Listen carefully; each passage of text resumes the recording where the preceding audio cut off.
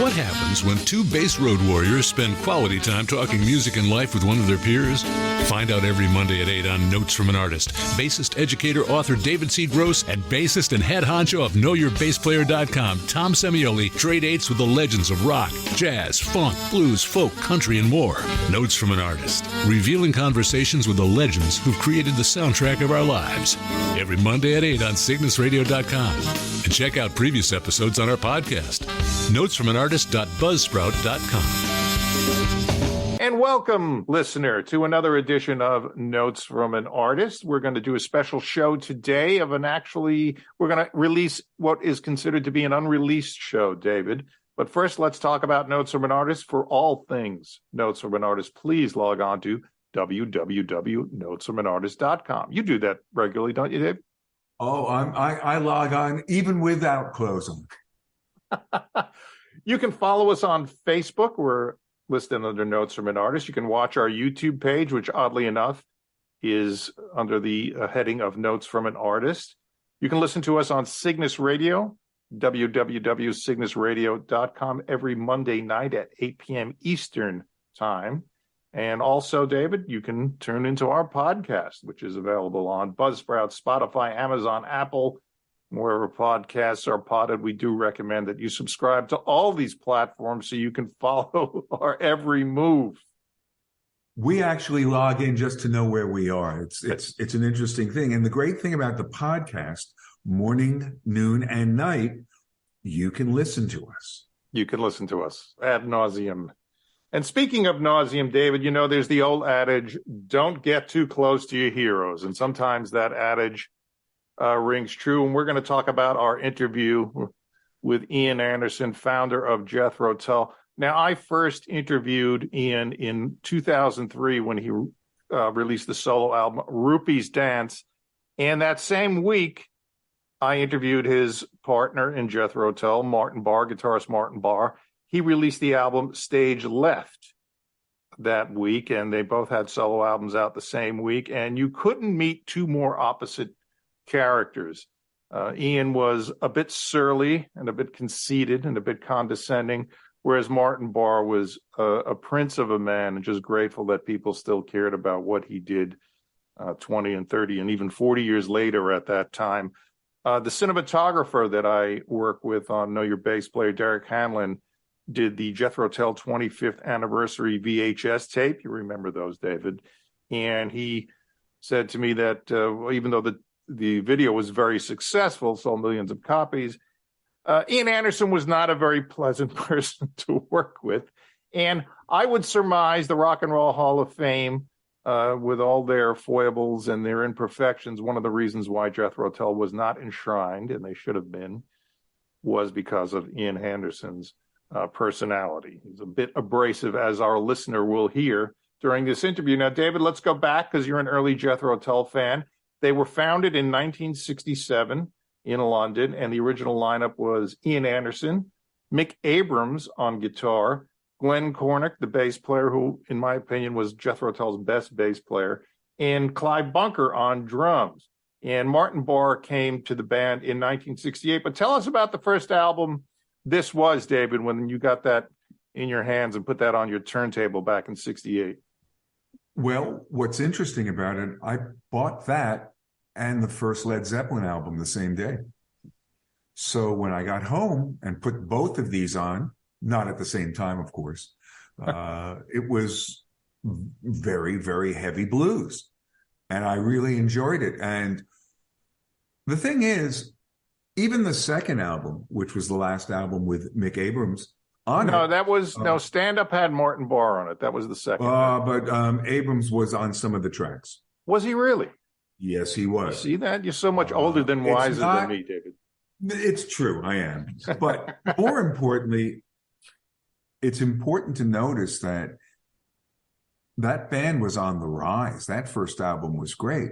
Why would Mick Abrams leave the band? Because he was a blues purist, right? Well, that was part of it. And I also think 2 letters, 2 words. Ian Anderson. IA. Because if you think about it, that very first Bloodwind Pig record and the second Bloodwind Pig album, excellent records, were fantastic records. Right. really And, sucked.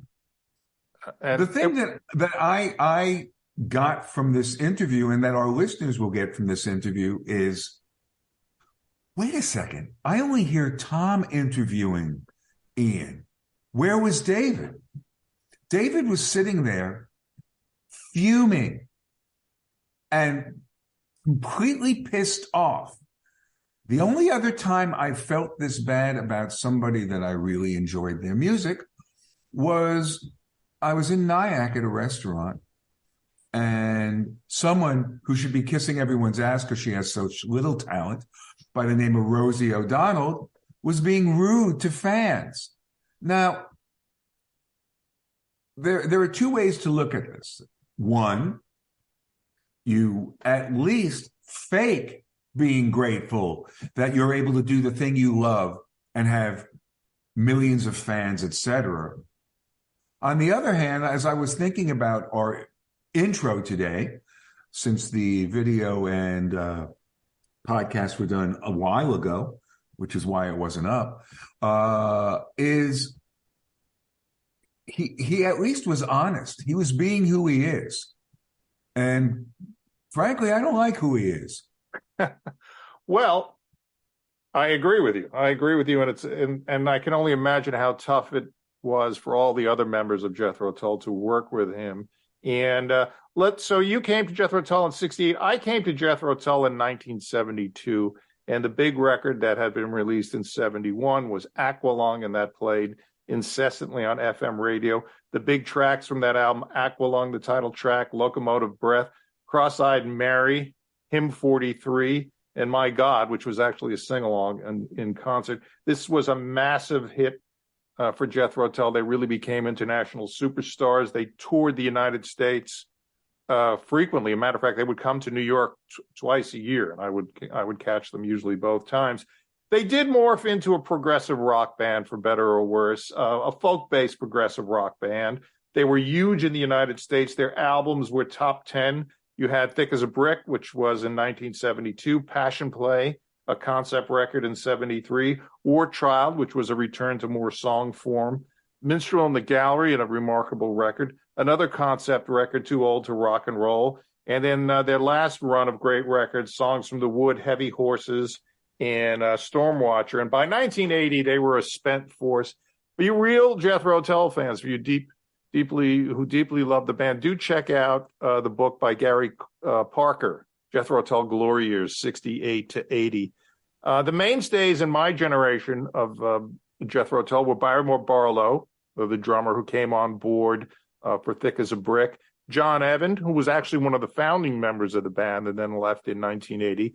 Martin Barre, as we mentioned, was with them up until, I think, 2016. And the two bass players, Jeffrey Hammond, and the Hammond was an in-joke because both his parents had the surname Hammond, and John Glasscock. Now, in 1980, David Pegg joined from Fairport Convention, and your friend Doane Perry served with Jethro Tull for about 14 years, the longest running drummer in Jethro Tull, yes. And we'll certainly have Doane Perry on in the future. Now, in 1989, Jethro Tull made headlines because they won a hard rock, heavy metal record of the year on the Grammy Awards when Metallica and some other bands should have won it. But that wasn't Jethro Tull's fault. That was the Grammy Awards. Maybe they were trying to stick it to Ian, or who knows what went on behind the scenes. But they really got a lot of guff for that. But it wasn't their fault, really. I think Guns N' Roses and Metallica were up against them, and somehow Jethro Tull won for really a folk-based prog record.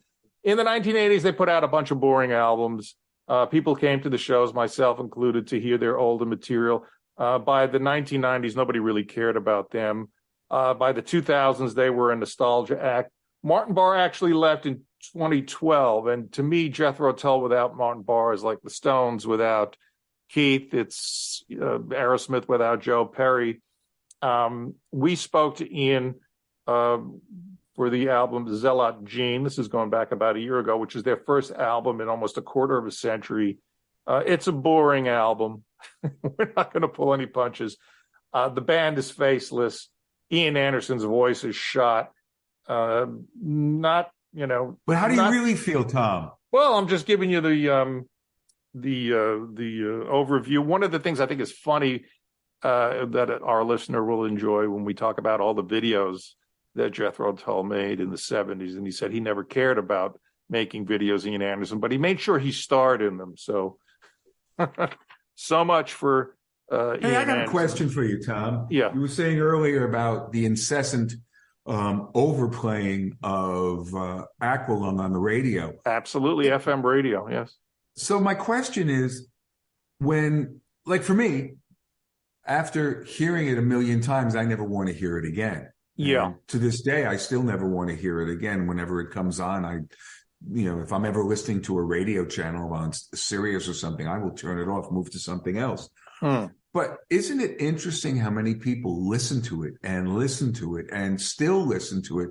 I don't understand that. I think once you get the song in your head and you know all the bits and pieces of it, what's the point of listening again? I mean, I'll listen to the Beatles on stuff like that. I'll listen to them for a while and then I'll stop because I remember it all. I've got all right. It's there is a way of yes. I obviously, because we're musicians, probably we listen to things a little bit more intently. One of our colleagues and a guest on the show, John Montagna, said the same thing. He says he tries not to listen to an album too much because he doesn't want to burn it out. I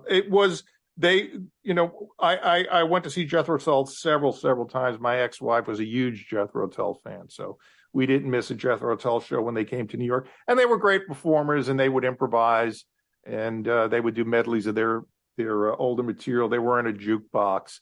And really the star of the show in terms of musicality was his backing band as an enigmatic, I can't say words. Enigmatic. Thank you. At least you're not doing you-knows and ums. Thank you, David. I'm trying not to. His backing band, Barrymore Barlow, Don Perry, Glenn Maddox on drums, David Pegg, which he pegged from the Fairport Convention. Always had the best sidemen when he relied on the traditional British artists that he chose from.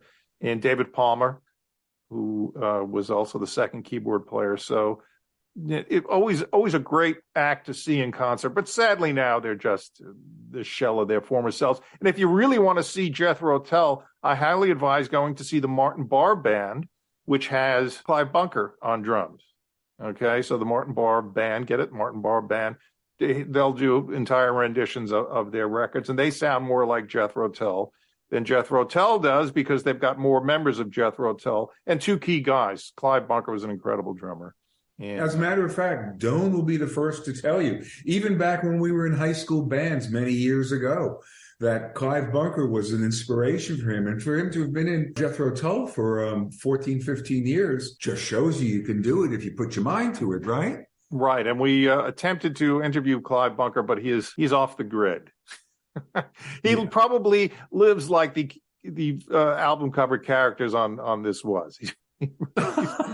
He's not very technologically adept, but we will definitely get to Martin Barre. So, David, without further fondue, let's play our interview with Ian Anderson of Jethro Tull. Well, David, that was quite the conversation we had with Ian Anderson, founder of Jethro Tull. And as we ask all of our musical guests, is the album format relevant in a world of streaming and playlists? And that is quite an important question for Ian and Jethro Tull, because in January 2022, they will release the Zealot Gene, which is their new long player. David, tell us about the first time you purchased a Jethro Tull album. I was about 3 years old, and we were at Macy's, Herald Square, and I saw the Jethro Tull album and the Led Zeppelin album. First one, with Good Times, Bad Times on it. And yeah, this was Jethro Tull. My first thought was, oddly enough, which one of them is Jethro? Because they look like a bunch of mountain guys, right? Come and listen to my story about a man named Jed. A poor mountaineer barely kept his family fed. And then one day he was shooting at some food, and up through the ground come a bubbling crude. Who knew they were from England? You know, the album really wasn't telling me much of anything. But then when I got it home, yeah, I put it on some great music, some really great music. I then got a chance to see them at the Fillmore. Okay. And then I guess a couple of years later, I saw them somewhere. They were playing a college in New Jersey, and I got a chance to go down and see them. What a great band. Really, really some enjoyable stuff. And Ian, what a showman. Absolutely. And, Jethro Tull really was the quintessential album artist. I mean, they didn't really release singles. They had long tracks. They were a staple of FM radio. Now, I came around a few years later than you, and I recall the prog rock version of Jethro Tull. So that is the one that I am most fond of, with bassist Jeffrey Hammond. There he is right there. Jethro Tull has just had such an amazing evolution over the last, let's say, 52 years. And let's hear what Ian has to say about the long player, about the record album. Hello there, Ian Anderson here, and hey, you're ready to roll. Good to see you, Ian. There's David on the top, and I'm Tom. Okay, good. Well, fire away. Don't waste a second on any trivia. Just fire away right into the first question. I will fire away. Well, we last spoke in 2003. It was Rupees Dance and Rubbing Elbows, and here we are at the Zealot Gene, and I want to start off with that record, and just to remind our viewers and listeners what a record is. It's one of these things.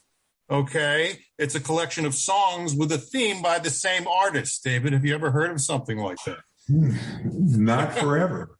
That's what they used to do in those days. And then some artists would actually get creative with their record covers and put in anatomically correct cutouts. But the Zealot Gene, Ian, I wanted to ask you the evolution of Jethro Tull. You strike me as a band leader like a Miles Davis or a Joe Zawinul that puts together bands that fit your artistic vision. Tell me about Jethro Tull in 2021 with Florian Scott, John, David, and Joe.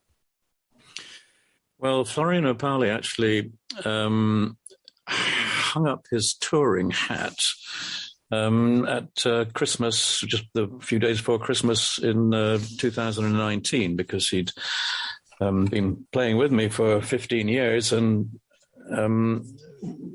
had built a brand new state-of-the-art recording studio and a photographic studio for his wife, who's a photographer, and decided that he wanted to make his future in terms of staying at home in Rosenheim in Germany, and being a record producer, engineer, and working on his own projects. So he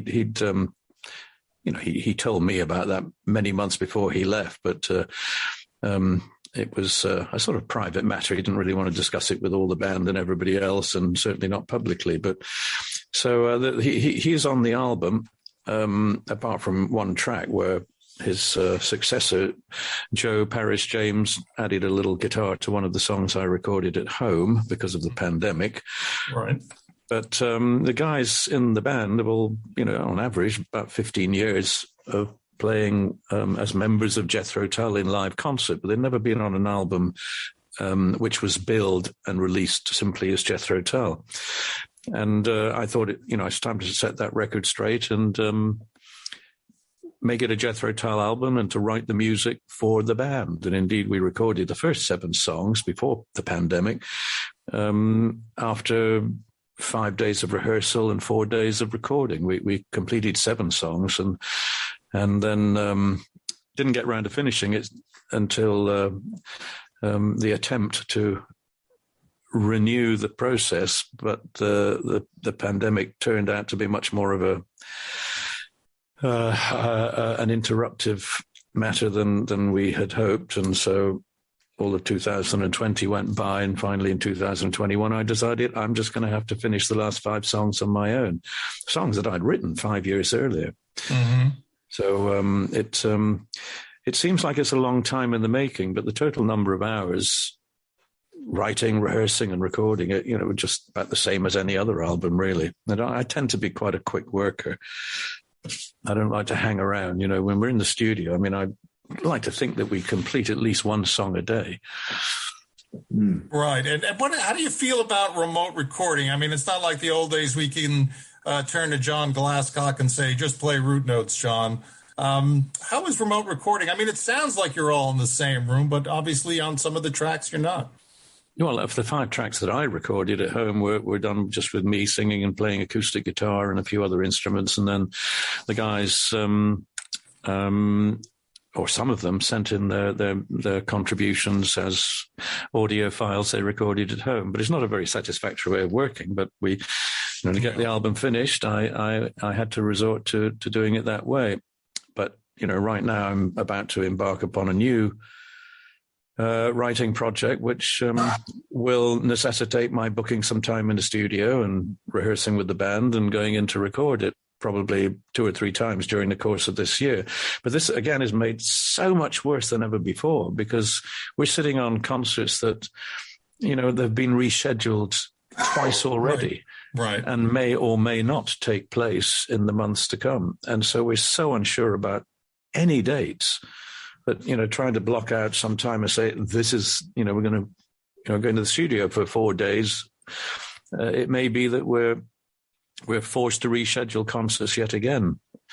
It is just so messy. It is so time consuming, setting up tours, booking flights, hotels, working everything out, including all the COVID testing and issues with, visas and everything, only to find out that, it's shut down because of high levels of infection, which of course we're now experiencing over here in Europe in a big way. So right. It's very, very messy trying to plan anything. It's just, it is. You can't bank on it happening, whether it's your family holiday or a recording session or a trip to another country to perform in concert.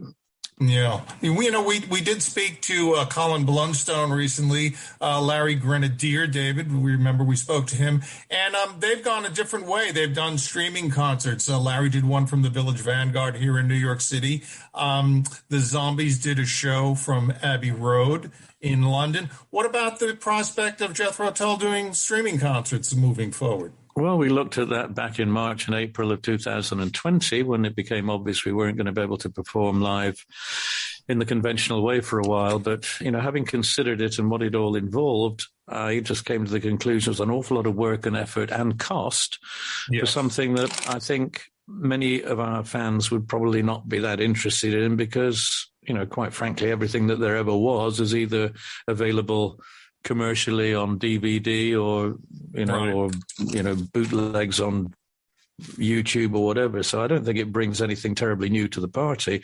It might do for the Zombies because, they're a band with a kind of a cult following, and historically they're something largely, as far as most people are concerned, something in the past. So you might be inclined to tune in and watch a live broadcast of a streaming concert because it would be so unusual. But in case of Jethro Tull, we've been on the road every year playing all over the place. We did 3 US tours in 2019, for example. So, it just wouldn't seem anything, I think, particularly interesting if you weren't really there in person. So I came to the conclusion it was probably not something I wanted to spend an awful lot of money to set up and do.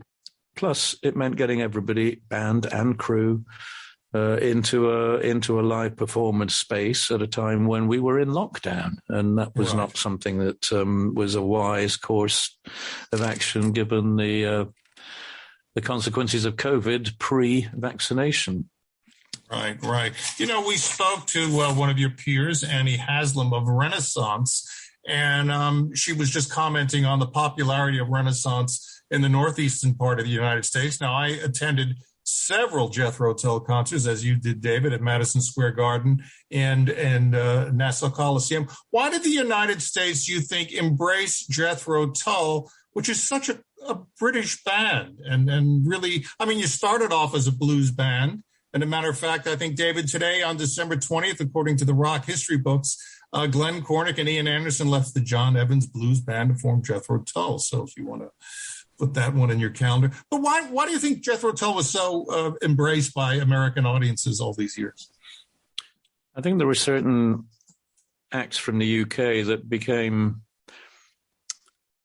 very popular because they weren't, we have a phrase in England, taking coals to Newcastle being a mining town. So taking coal to, it's if you were coming to the USA and you were sounding like a West Coast surfing band, I mean, forget it. They've already got that there. They don't want to hear somebody else pretending to do it. And I think the same thing probably, I felt the same thing would apply with blues as well, that, we would be better off trying to forge our own musical identity outside any obvious musical genre that might mean we were just imitating or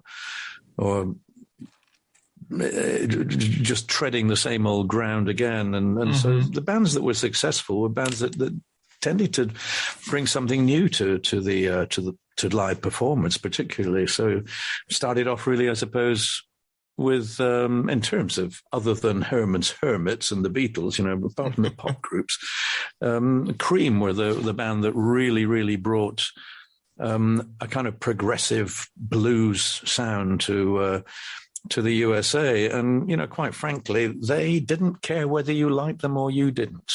They were just going to go there. They were going to do the show their way and get the hell out of there and get out of Dodge and stash the money in a bank somewhere far away. Same thing with Led Zeppelin the following year. They came in. They didn't care whether you liked them or not. They barnstormed their way across the USA. And on their coattails, Jethro Tull arrived, and frankly, I had the same attitude. I didn't expect America was going to like Jethro Tull, and I didn't really matter to me whether we were successful or not, because it's a long way from home. It would matter if we weren't doing okay in the UK or even in some European territories, but it didn't matter to me that if we weren't successful in the USA. And I think that attitude of just not caring too much somehow means that the audience realize that you're not trying to please them. You're just there doing what you do in a very direct and honest way, and you're not setting out to try in a calculated way to win their approval and their affinity for what you do. And I rather think that's the case. I know some acts that desperately wanted to be big in America. Right. That was just that was their whole focus right from the beginning. They wanted to be big in America, and they tried so hard, and they weren't, because the audiences just realized that they were trying too hard, and they were phonies. It didn't quite cut it. So I'm not going to mention names, but I can think of three or four acts that were. Bands who came and performed as Jethro Tull opening acts, I was very pleased to have with us and give them the opportunity to perform in the USA, but it just didn't click. And I think I felt that I knew why. Well, see that, David, the trick of success is not to try too hard, then, I guess. Well, it just reminds me of a wonderful book title, What Other People Think of Me Is None of My Business.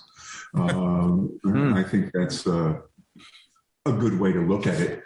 The honesty is it shines through. It has to. I would have to agree with him. Yeah. Okay. The two videos, Shoshana Sleeping and Sad City Sisters. I see you've employed puppets to be video actors. I think that's quite a change of pace. I remember some of your earlier videos.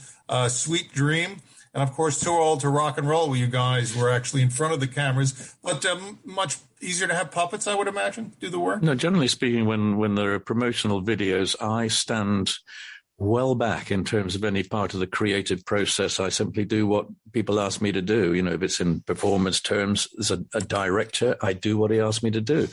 Just as an actor goes on the set, and, unless you're some superstar actor who can, basically tell the director how you want to do it, generally speaking, you go and you are directed. And okay. I believe that's the case. I have to be putty in somebody else's hands and try to fulfill their idea of what it is I'm supposed to do.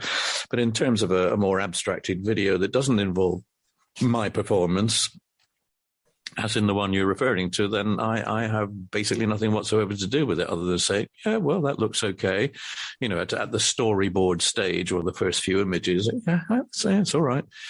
But it's, promotional videos it's about marketing. It's about selling. It's about something that I feel I don't really want to get involved in after I've done my part of the creative process of writing, recording, mixing, mastering, and putting out an album. I'm done. I don't really want to get involved in things to do with the calculated marketing process. And record companies, by and large, that's what they're supposed to do. That's what they get paid for. That's what they're supposed to be good at. And so I will listen to their advice and their input. And unless I feel very strongly against what they're suggesting, then I'm just going to go along with the general plan and say, yeah, that's okay. So that's about it, really. I mean, I've actually got to do some live performance tomorrow for a video for another track on the album, and the director wants me to actually, do some performance to a green screen, which I have in my house, and I'll shoot a bit of video just, so he can get on and incorporate that into the next promo video, which he's been asked to do. But generally speaking, it's not my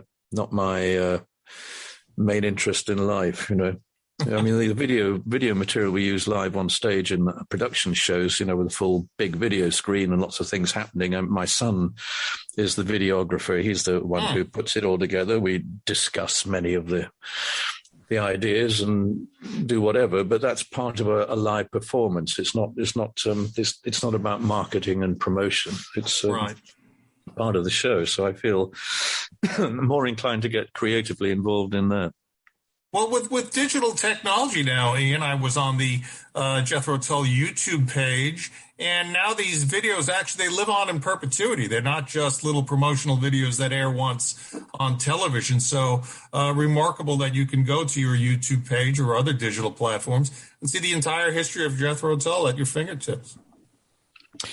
Well, that's, I suppose, remarkable if you compare it with 20 or 30 years ago, but we've been living in the digital age since basically the early 1980s, and back in well, actually, some of the digital technology actually goes back further than that, to the mid 70s, when it first began to enter into some aspects of some gadgetry in the recording process. But Pro Tools, when did Pro Tools became ubiquitous? I would say by the 1990s. I have no idea. Yeah. I don't use Pro Tools, so forget Pro Tools.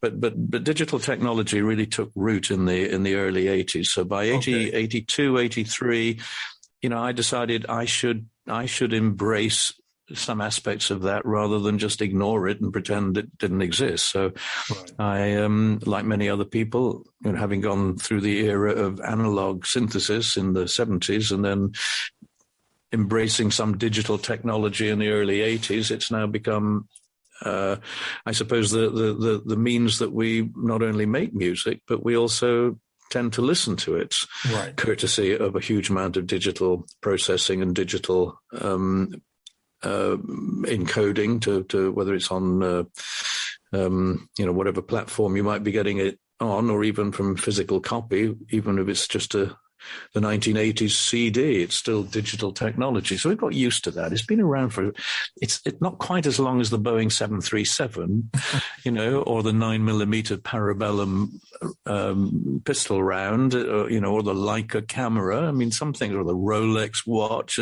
some things have gone on, for longer. Or the Fender, the Fender and Gibson guitars. Certain things just go on and on and on and hardly change. It's that's okay. It's good that happens in our world, but by the same token, we have to embrace these elements of technology. And the irony is that when we go in to record an album, we're standing together in the studio with valve amplifiers and the analog technology of music making, or in my case, acoustic instruments. So, we're actually there making music in the time-honored way that long preceded any notion of digital technology. We just have to utilize that in order to finally get a record made. But the performance is entirely real-time analog. I mean, it's okay. You know, that's the way I've always liked to work, and you know, I've worked in other ways too. But I much prefer the idea that we're in a studio together performing live. And in some cases, if I'm recording on my own, I'm recording sitting in front of a microphone and playing an acoustic guitar and the flute and whatever. So for me, it's not that different to the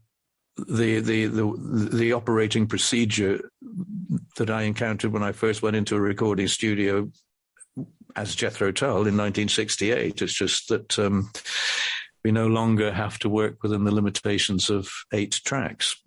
Mm-hmm, mm-hmm. Now, what about, Ian, what about now Zealot Gene? Here we are in 2022. It's coming out. Is the album format, do you think, still relevant in a world of streaming and algorithms? I mean, I listened to Jethro Tull when I listened to a record as a whole piece of music. But that's not the way new generations listen to music now. It's playlists. What are your thoughts? I mean, is the album still worth making in this era? Well, I had a discussion with a couple of record companies 2 or 3 years ago, prior to completing this album, about the thought that perhaps we shouldn't release an album. We should release a track every month.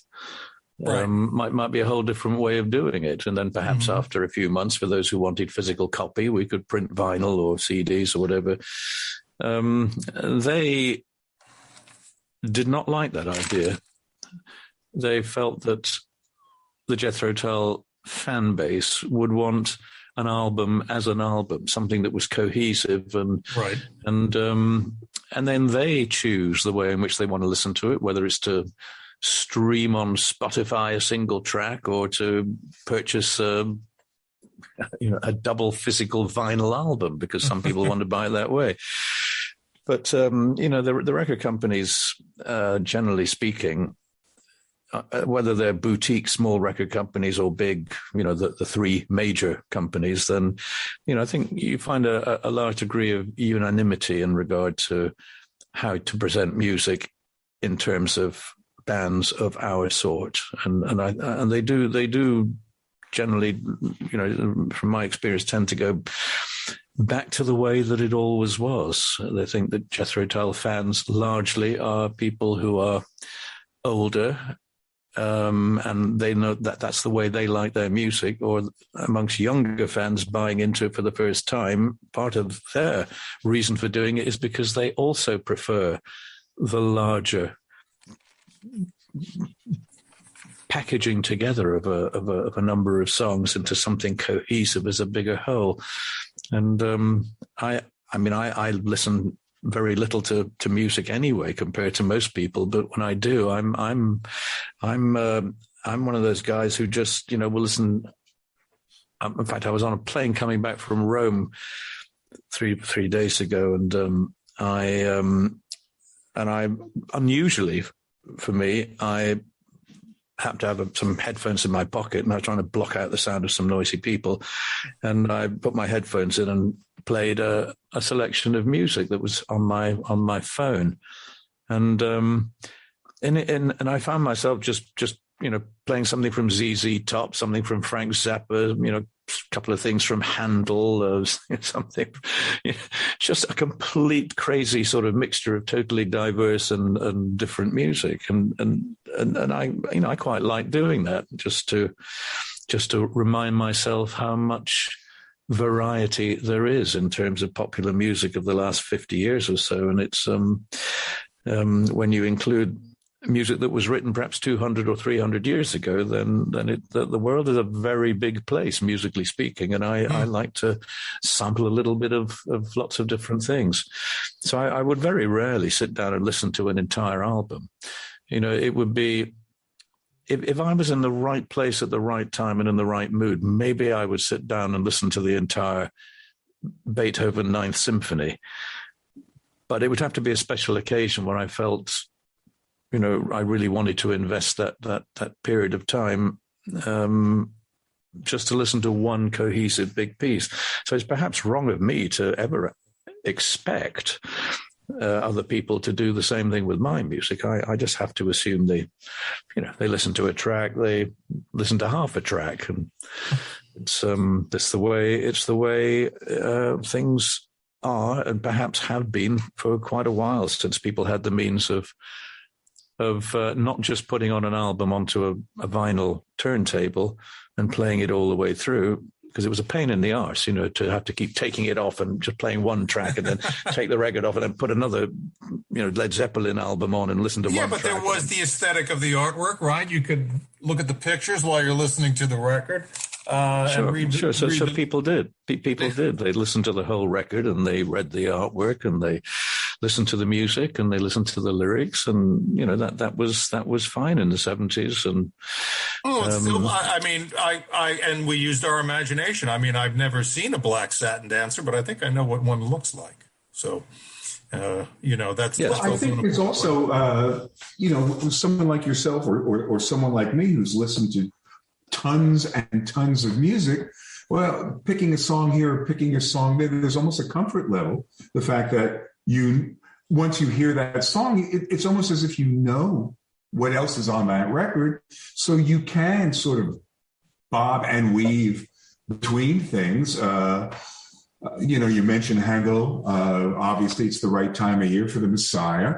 How much of it you will listen to, or even da da da da da da. So you're familiar with what you're listening to. So there's a certain segment. Oh, I can listen to a little bit of this, a little bit of that.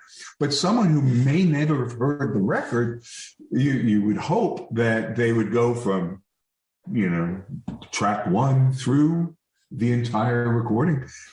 Yep, and I'm sure that there are people who do that, and there are those who will just take the opposite approach, just to have listen to a song a couple of times, and then another day they go back and listen to another song from the same album. But everybody's different. There's the thing about today's musical world is people have the options. People can choose how they want to listen to music, and that's got to be a good thing. They have they can choose the delivery system, the platform on which they engage with music, and they can have the physical copy, or they can just live in a twilight world of streaming or downloading. So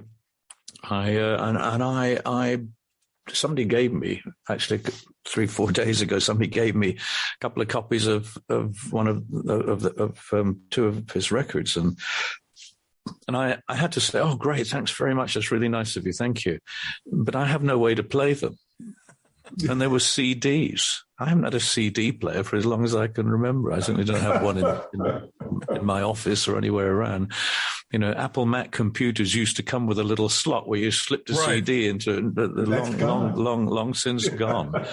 So I have I don't have a vinyl turntable. I don't have surround sound. I don't have a CD player. I think actually on the shelf in the opposite side of this office, there's actually a cassette player. Oh, fabulous. But you have electricity. That's a good sign. I don't have anything. Well, it takes batteries. I don't have anything to play on it anyway. So it's, I listen to almost all the music I ever hear is digitally encoded on some device, whether it's my computer or a laptop or a telephone, a smartphone or whatever it might be. So, I am a product of that digital age, absolutely. But I don't tend to listen. I buy downloads. I pay for them. I have a bit of a sort of ethical conflict with the idea of listening to bootlegs and things. Right. I buy and download stuff that is on my phone, for example, and I think I probably have a Spotify app on my phone, but I never listen to it. I can't be bothered to go through that, and it just doesn't, the endless choice and the advertising and all of the stuff that goes with it. I can't be bothered with streaming. Does not really interest me, but I can understand exactly why other people love to do it. It's right. Well, it's instant access. It's almost like too much choice, Yeah. You get to the point where there's so much choice, which is good to have, but it can just bog you down into fiddling about, listening to a bit of this, bit of that, and you're not really fully satisfied. It's like going to a tapas restaurant. You find something that you really like, and it's a tiny little portion.